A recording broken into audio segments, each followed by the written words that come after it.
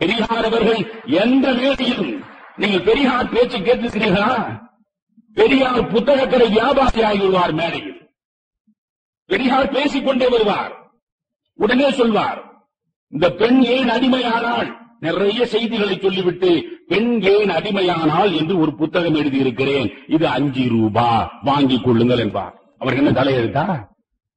5 ரூபாய் வாங்கித்தான் அவருக்கு பொங்க போகிறதா சோறு? இப்படி ஒவ்வொன்றையும் அவரே விற்பார். புத்தகங்கள் அவரே விற்பார். அதே போல் இந்த புத்தகத்திலேயே நான் முன்முறையில் மிக தெளிவாக சொல்லியிருக்கிறேன்.